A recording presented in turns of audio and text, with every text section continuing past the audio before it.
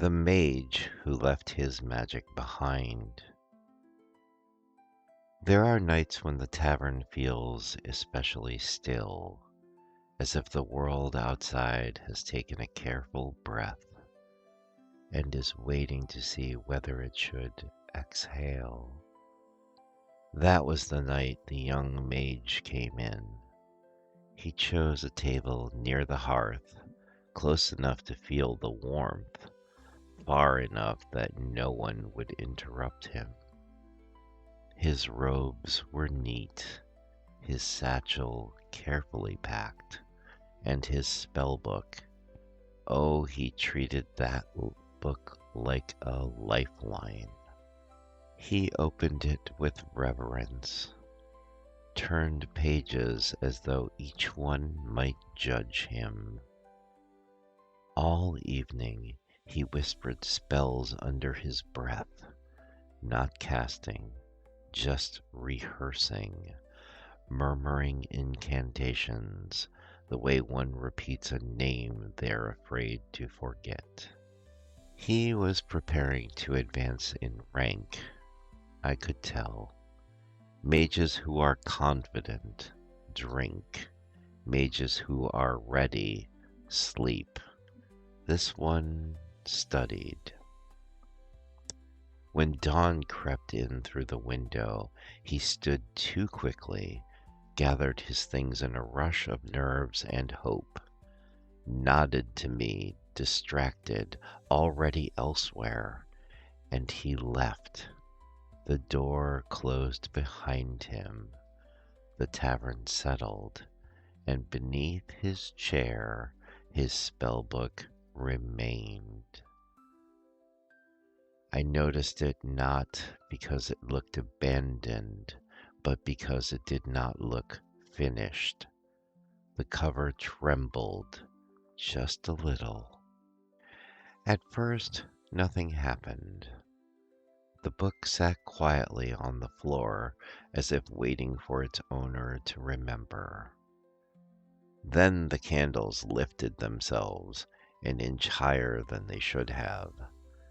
A mug refilled itself once, twice, then overflowed politely onto the bar. The hearth flared, not dangerously, just enthusiastically. Guests looked around in mild concern. One patron laughed, another crossed himself. I picked up the spellbook.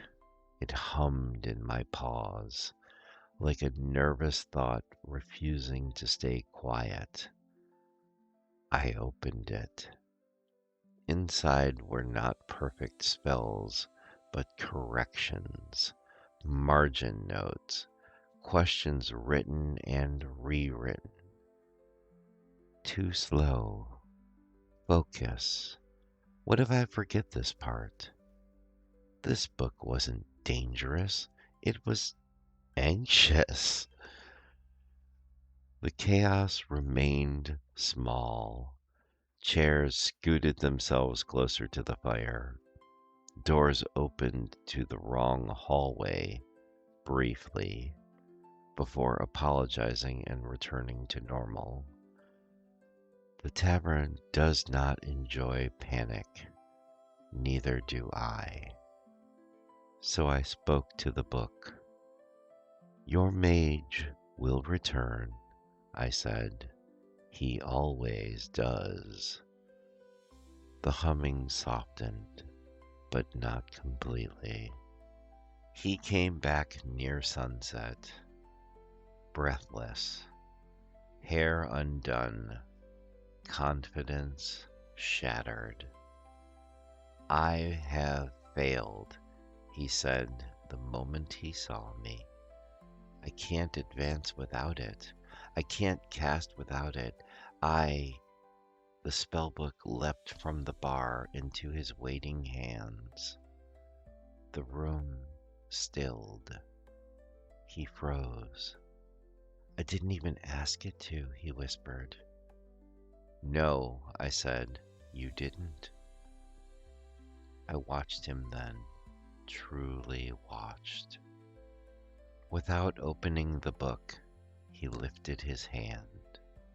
The spell was imperfect, a flicker, not a flame, a shimmer, not a shield, but it worked.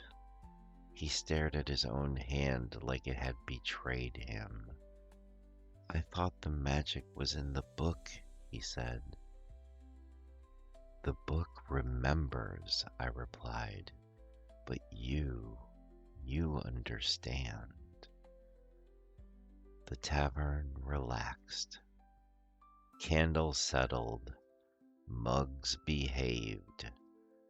The mage held his spellbook differently now, not like a crutch, like a companion. When he left the second time, he walked slower, more grounded.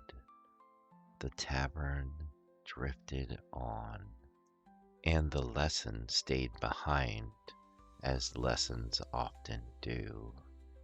Magic does not abandon you just because you forget the page. Sometimes you only realize what you carry when you think you've lost it. The fire burned low, and all was well again.